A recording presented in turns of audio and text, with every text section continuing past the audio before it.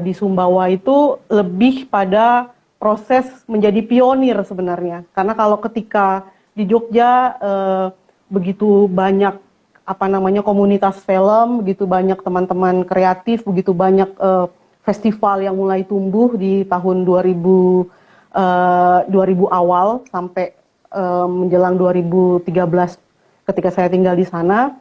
Dan itu sebenarnya saya meninggalkan kota itu tuh ketika suasananya sedang apa ya, filmmaker komunitas film itu sedang panen sebenarnya. Jadi itulah yang apa namanya membuat kami akhirnya menetapkan hati untuk pulang ke Sumbawa, terus kemudian mulai merintis komunitas film di sini. Nah, berarti juga di sini kemudian kita mulai mencoba membangun kemungkinan untuk membuat ekosistem film seperti itu di Sumbawa. Kalau di Palu ada komunitas film, ada orang-orang yang ada filmmaker yang filmnya itu sudah sampai ke luar negeri. Salah satunya seperti Papa Al atau Yusuf Raja Muda. Jadi itu kali pertama saya setelah membuat film Cermin, saya kenal komunitas, saya kenal sineas-sineas di Palu, dan saya akhirnya jadi apa ya, ketagihan untuk menonton film di pemutaran-pemutaran yang diadakan sama komunitas film. Tiap tahun juga mereka akan mengadakan festival film khusus film-film Eropa. Jadi Bandung tuh membuat saya membuat literasi film saya semakin kaya gitu. Saya masih dapat view film festival, saya mulai aware dengan film-film yang membahas tentang gender, seksualitas, LGBT dan segala macam gitu. Terus mulai aware dengan sinema Jepang di YFF, dan waktu itu juga masih dapat G-Fest gitu. Tapi di momen itu saya masih belum ada keyakinan untuk bisa bikin film karena saya tidak punya jejaring gitu, tidak punya teman yang punya interest dengan filmmaking. Jadi filmmaker kayaknya sesuatu yang impossible buat saya, kayak pipe dream gitu Kak. Ini bagi saya pribadi, personal, itu adalah medium ketika apa yang menjadi perspektif maupun ekspresi saya, bagaimana cara saya memandang satu hal, itu bisa saya ungkapkan dengan medium ini. Karena sebelumnya saya juga pernah menjadi jurnalis kampus, terus kemudian pernah menyampaikan pendapat melalui tulisan. Nah, ketika tahun 2002 ada influence dokumenter yang saya tonton di Jogja, salah satunya adalah film dari Mas Lexi Rambadeta pada saat itu, akhirnya kemudian saya berpikir bahwa ini medium yang bisa cukup powerful untuk menyampaikan perspektif kita sebagai seorang kreator, bagaimana cara kita mengajak penonton untuk melihat suatu peristiwa melalui medium film. Saya mendapat kesempatan yang tidak dimiliki oleh anak muda lain dari Sumbawa pada saat itu. Ya karena pada saat itu saya berada di Jogja, kemudian temanya, saya ingat sekali temanya Eagle Award pada saat itu mencari Indonesia. Itu kalau nggak salah ke Kak Riri, salah satu jurinya pada saat itu. Jadi itu yang kemudian membuat saya kemudian mengajak salah satu teman saya waktu itu untuk join Eagle Award pada saat itu. Yuk kita angkat tema tentang suatu perubahan seperti itu. Nah, mencari Indonesia kan pada saat itu ketika Indonesia mencari identitasnya dari yang seragam kemudian menjadi yang beragam seperti itu. Nah, pada saat itu kalau tidak salah saya baca brosurnya Eagle itu juga mencari apa yang kira-kira menjadi perspektif baru dari anak muda untuk melihat gitu, apa yang mereka lihat dari tanah airnya, apa yang mereka lihat dari Indonesia seperti itu. Saya melihat postingan di Amnesty France bahwa ada loh festival di Paris yang men-challenge para filmmakernya untuk membuat film pendek dengan menggunakan smartphone dengan durasi maksimal 1 menit dan temanya harus human rights.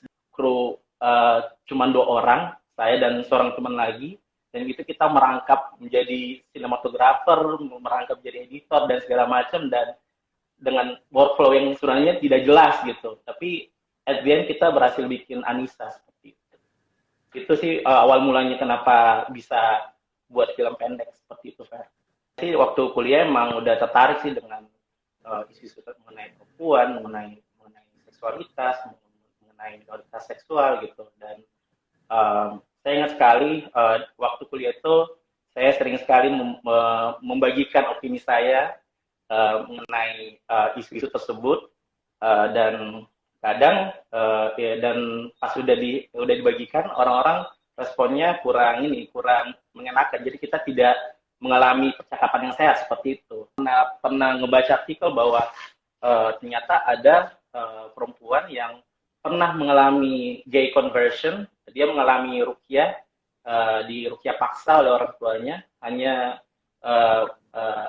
agar dia bisa menjadi dalam tanda kutip normal gitu. Dan itu yang istilahnya cukup mengganggu gitu di kepala saya, dan akhirnya saya menuliskan keresahan saya di film tersebut gitu, dan jadilah Anissa seperti itu. Ketika terjadi bencana itulah yang jadi titik balik saya untuk pulang sebenarnya, karena ketika bencana itu betul-betul jauh dari rumah itu, perasaannya sangat tidak bisa dideskripsikan lagi, riwahnya seperti apa. Kita tidak tahu kondisi yang terjadi sama keluarga dan teman-teman di sini. Satu-satunya yang bisa saya lakukan di Tangerang pada saat itu ketika saya masih kuliah, saya membuat donasi, menggalang donasi lewat sinema. Kami memutarkan film-film teman dari berbagai daerah untuk jadi trauma healing di posko-posko pengungsian. Maksud saya tadi posko pengungsian, bukan Huntara. Jadi saya dan kami sangat menyadari kalau dampak sinema itu bisa sangat lebih besar daripada yang sudah kita ketahui sebelumnya. Ini bahkan bisa menyembuhkan orang-orang, menghibur orang-orang di posko pengungsian pada saat itu. Jadi bisa sangat powerful sekali. Disitulah akhirnya saya sudah mantap begitu untuk melihat kembali daerah saya sendiri begitu. Panjang jalan berbulan-bulan saya konsultasi dengan produser di Paris. Mereka merasa bahwa membahas bisu dan tragedinya dengan durasi film pendek 15 menit, dia merasa bahwa terlalu nggak efektif gitu. Sebagai penonton internasional, dia nggak bisa mendapatkan cerita yang utuh gitu mengenai bisu secara keseluruhan dan tragedinya. Terus akhirnya saya menawarkan cerita film pendek yang lain, yaitu Lika-Liku Laki. Terus Lika-Liku Laki sebenarnya skenarionya udah dari tahun 2018 sih. Jadi ide the origin of the story is actually dari pengalaman pribadi saya sebagai seorang laki-laki di Kota Makassar. Saya tumbuh dari kecil sampai sekarang itu tumbuh tidak menyukai sepak bola gitu, dan saya sering sekali mendapatkan diskriminasi oleh teman-teman saya. Katanya saya kurang manly, tidak macho karena saya tidak menyukai sepak bola, bahwa laki-laki itu harus menyukai sepak bola, harus suka PSM dan segala macam gitu. Dan akhirnya saya lalu mempertanyakan apakah menjadi laki-laki itu sesempit ini gitu. Kita developnya dari bulan Desember 2018 yang bisu itu sampai 2019 bulan November, tapi karena mereka tidak setuju dengan skenarionya, proyek itu stop. Lalu Lika-Liku Laki developmentnya itu November 2019 sampai kita produksi di tahun 2020 bulan Oktober gitu. Senangnya sih mungkin karena impiannya memang terwujud eventually seperti itu. Akhirnya saya bisa membuat film dan bisa bercerita sesuatu yang cukup personal buat saya gitu. Tantangannya sih waktu menginjakkan kaki di Makassar itu dan bertemu dengan komunitas-komunitas film, kayak ini sih nge-build chemistry-nya saya sebagai filmmaker yang filmmaker baru yang zero knowledge tentang filmmaking dengan komunitas film yang mungkin sudah membuat film beberapa kali gitu. Bondingnya itu sih yang waktu bikin Lika Liku Laki itu agak sedikit susah gitu, seperti itu kan. Build the trust gitu, bahwa saya itu bisa, saya tahu saya mau bikin apa gitu, seperti itu. Saya cuman butuh bantuan kalian untuk membantu secara teknis untuk mewujudkan film yang saya mau buat gitu, film yang saya yang tulis gitu, seperti itu. Kalau saya tuh sebenarnya kan ini yang sangat menarik dan kadang-kadang tidak terdengar oleh banyak teman-teman di wilayah-wilayah lain gitu. Bahkan di Jakarta menurut saya. Maksudnya kita di Jakarta itu sekarang kalau kita hari ini bicara soal regional itu, sinema regional, anak-anak atau teman-teman pembuat film di Jakarta juga mulai menghadapi persoalannya masing-masing. Jadi apa yang diceritakan Sarah dan Yuli sebenarnya menarik banget ya, kayak kita sekarang sudah mengalami lompatan memberdayakan diri masing-masing gitu. Dan saya pikir banyak banget cerita dan juga cara belajar gitu ya yang mungkin kita dapat sekarang. Tadi Sarah bicara soal, maksudnya ada beberapa lah ya yang orang-orang yang memulai. Saya pikir Yuli adalah pionir, benar tuh, pionir di Sumbawa gitu ya, yang akan menjadi gerbong penting untuk membawa teman-teman yang lain. Kalau di Palu kan Papa Al, Yusuf Raja Muda itu memulai juga dari membuat film pendek, membuat berbagai eksperimentasi bentuk-bentuk film, sampai akhirnya dia dapat kesempatan lewat Mountain Songs yang kemudian mestinya bisa menjadi kayak sebuah pola bagaimana kita bisa membuat film yang sangat lokal tapi juga memiliki nilai atau cara bercerita yang universal sampai bisa ditonton dimanapun. Misalnya cerita yang punya dramatic value, punya technical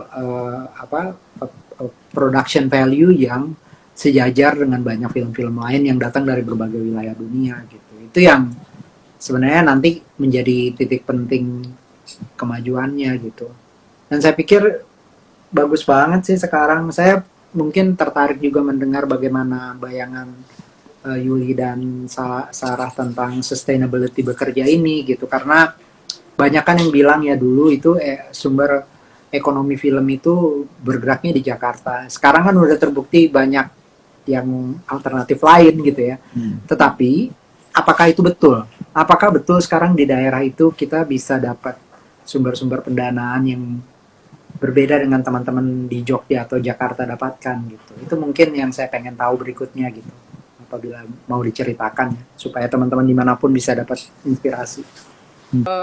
Untuk support pendanaan itu sendiri, biasanya kalau misalnya kita kerjasama dengan NGO atau organisasi lain yang memang mereka butuh medium film, kita biasanya mendapatkan support pendanaan dari situ begitu. Tapi ada alternatif lain juga, misalnya kita sendiri yang berinisiatif, misalnya saya punya ide apa, kemudian saya mengajukan proposal kerjasama dengan si organisasi atau komunitas yang menurut saya mereka bisa back to back begitu, bisa memberikan kami dana dan kami bisa memberikan karya ke mereka. Jadi itu cukup terjadi dari sejak saya pulang. Saya cukup merasakannya. Saya kan tiap tahun nonton ini ya, Access One Shot Film Festival gitu. Dan saya aware film sepatu baru itu dari situ. Dan akhirnya ternyata di Makassar ada Institut Kesenian gitu. Dan saya baru tahu gitu. Dan akhirnya mulai menelisik film-film Makassar. Sempat menonton beberapa film pendek sih dari Makassar, kayak yang apa sih yang ada apa sih yang 4 huruf, 4 yang itulah yang 4 alfabet, nama Andi gitu. Ya. Yang 4 alfabet.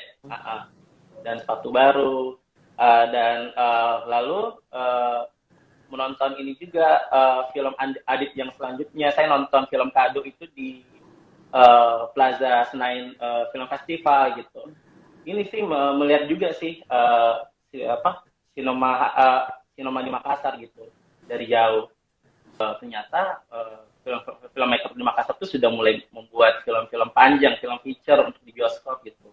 Bombe, film-filmnya Rere, Wang Panai, Silariang dan segala macam gitu. Tapi karena di kota saya tidak diputar, jadi tidak menonton filmnya gitu. Cuman simply melihat trailer saja gitu. Menurutku ini sih masih kayak banyak tapi kayak tidak masih kurang nuans kalau menurut saya gitu. Jadi kayak sepertinya kayak mempunyai formula yang sama gitu, kayak menggunakan influencer, selebgram sebagai bintangnya dan segala macam dengan komedi, horror yang menurutku formulanya rada-rada mirip seperti itu gitu. Menurutku bagus sih, cuman kalau kita terus-menerus secara konstan disuguhkan dengan formula seperti itu, lambat laun juga akan lusuh sih. Penonton juga pasti akan jadi bosan seperti itu, dan jumlah penonton juga jadi terus menurun seperti itu. Karena saya lihat pas saya aware juga dengan jumlah penonton film Makassar gitu. Saya ingat sekali Wang Panai pas rilis itu penontonnya kurang lebih 600.000 gitu. Tahun ke tahun saya lihat penonton film Makassar itu semakin menurun, dan mungkin ya gara-gara itu analisa gembel saya lagi, karena selalu disuguhkan tontonan yang kurang lebih sama seperti itu kan. Itu kalau untuk cast film panjang. Tapi kalau film pendek, menurutku ini sih sudah ada beberapa filmmaker yang mulai berbicara dengan soal isu-isu yang cukup menarik, cukup berani gitu. Saya menonton film-filmnya Imitation Film Project gitu, dan menurutku memberikan warna terbaru terhadap khasanah perfilman Makassar seperti itu. Dan menonton ini juga film-film pendek di luar Imitation juga gitu. Cuman ya gitu, terkadang ada beberapa isu yang menurutku we have to very careful to talk about it. Jangan sampai istilahnya tidak sensitif dengan isu yang dibicarakan, malah istilahnya melanggengkan kekerasan gitu terhadap golongan tertentu seperti itu sih. Kayaknya memang we have to like really harus empati dengan isu yang mau dibicarakan, dan harus tahu mau bahas apa gitu, seperti itu. Jangan sampai blunder. Masih kurang memberikan energi yang lebih untuk istilahnya mendevelop cerita sih Kak. Dan memang saya rasa juga di Makassar kita butuh penulis skenario sih, karena di sini menurutku masih sangat kurang seperti itu. Kalau bicara produser sih Kak, mungkin karena ini ya, saya tuh ketika bikin skenario pasti akan mencari potensi-potensi kolaborator yang akan saya ajak untuk jadi produser seperti itu. Once saya kasih skenario, mereka tuh kayak calon kolaborator saya ini yang hendak saya ingin jadikan dia jadi produser tuh masih belum bisa melihat lebih dalam mengenai skenario saya gitu, belum bisa memberikan feedback yang mungkin ada gitu, yang sesuatu yang mungkin belum saya sebagai penulis tidak bisa melihat seperti itu gitu kan. Nah itu yang nggak ada sih Kak di sini. Tentu saja penggemar sinema atau cinephile semua menyukai French New Wave gitu sebagai salah satu titik ubah gitu ya, titik penting di dalam pemikiran kita atau berubahnya konsep tentang mistifikasi sinema gitu ya. Terus apa yang dipelajari Kosi dari sebuah proses development long distance dalam bahasa yang berbeda gitu? Mungkin ya, kalau kita melihat secara aktivitas produksi, itu sangat ramai di tahun-tahun 2017 sampai 2019. Tapi ada perubahan ketika pandemi, karena tentu saja itu, kalau kita bicara soal film panjang, pasti akan berkaitan dengan bioskop arus utama. Kita putar secara reguler, sehingga ada beberapa film yang berhenti berproduksi, dan beberapa orang yang memberi uang untuk teman-teman berproduksi juga tentu saja memikirkan untuk mengeluarkan dana tersebut. Kalau mau dibilang, saya melihat beberapa teman-teman sutradara atau penulis skenario itu sendiri, sebagian mungkin sekitar 30-40% masih melihat film panjang atau kesempatan itu sebagai sesuatu yang menguntungkan, karena tentu saja film panjang itu memiliki medium yang sangat besar untuk menyampaikan misalnya gagasan, isu, atau kita misalnya mau memperlihatkan sebuah kota dengan misalnya gagasan kita itu sendiri. Tapi selebihnya ya bisa dibilang juga karena kita baru misalnya berkembang bersama, sehingga kata komersil itu bisa jadi memberi pikiran lain teman-teman untuk menyediakan dirinya, jasanya begitu, untuk memproduksi film-film yang sesuai permintaan produser, eksekutif, atau pasar. Tapi saya pikir melalui misalnya hal-hal atau kesempatan yang sudah kita miliki kemarin, misalnya bisa berproduksi film panjang, memasukkan film-film itu ke bioskop, dan kita menonton misalnya bersama di layar lebar, itu sebuah hal yang bisa memberikan pemikiran-pemikiran teman-teman filmmaker yang baru untuk misalnya memikirkan medium film yang lebih besar, misalnya film panjang atau bisnis-bisnis yang bisa dilihat dari film panjang, misalnya selain film pendek yang mungkin tentu saja memiliki misalnya nilai bisnis juga, tapi tidak sebesar misalnya film panjang, sekalipun segmentasi film panjang yang misalnya kita buat tidak sepenuhnya komersil, tapi tetap saja ada jalur-jalur atau sekarang itu platform OTT yang misalnya bisa menjadi pilihan untuk misalnya menjadi keuntungan untuk para pembuat film.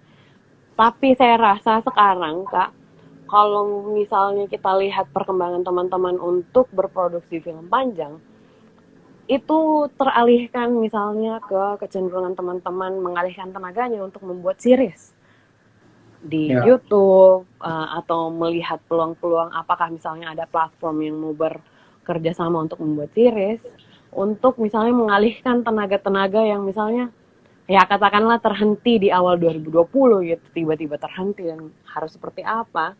Dan di 2021 ini misalnya ada banyak teman-teman yang mulai secara mandiri mendevelop misalnya cerita-cerita series atau memproduksi series itu sendiri dan memasukkan ke YouTube seperti itu. Jadi masih banyak hal yang misalnya teman-teman lakukan. Kalau saya lihat juga teman-teman sinias yang muda, misalnya teman-teman yang masih berkuliah, justru mereka melarikan tenaganya itu banyak membuat film dokumenter yang sebenarnya juga sangat menarik ketika mereka mendistribusikan atau kita bisa nonton. Karena saya melihat beberapa misalnya karya-karya terakhir teman-teman, sudah ada yang misalnya mengangkat tentang film dokumenter Haji Bokaraeng begitu, dengan gambar yang sangat baik, misalnya dengan penceritaan yang baik dan riset yang baik. Dan teman-teman yang lain juga mendevelop film pendek dan masih melihat banyak kesempatan sih. Saya pikir sih begitu sejauh ini. Mungkin itu ada yang berpengaruh pada saat itu adalah euforia kita menonton film misalnya di bioskop, membuat film-film komersil yang di kepala teman-teman itu yang bisa diputar di bioskop, sehingga misalnya mendevelop cerita-cerita panjang. Banyak teman-teman yang berpikir akan mendevelop cerita panjang, tapi langsung berpikir bahwa ini cerita panjang ini akan saya serahkan ke produser eksekutif ini dan akan diputar di bioskop dan menghasilkan pundi-pundi uang dengan langsung begitu, dengan perhitungan kita harus mendapatkan penonton sekian. Ya teman-teman punya banyak tenaga untuk mengembangkan film panjang yang cerita panjang yang misalnya mempunyai kesempatan atau nilai-nilai komersil itu, tapi misalnya melihat jalan lain selain misalnya jalan-jalan yang ditawarkan orang, misalnya produser eksekutif itu membuat film dan dimasukkan ke bioskop dan setelah itu selesai misalnya dengan angka-angka itu, ya jalan selain itu mungkin teman-teman agak sulit menempuh itu karena tiba-tiba saja misalnya ada ritme yang cepat memproduksi film, itu tayang di bioskop dan berhitung penonton. Sehingga misalnya develop yang panjang seperti teman-teman di Jogja atau seperti Papa Al lakukan misalnya di Palu yang setahun, 2 tahun misalnya meniti skrip itu, memasukkan skrip itu ke dalam pitching form atau development yang seperti itu terlewat.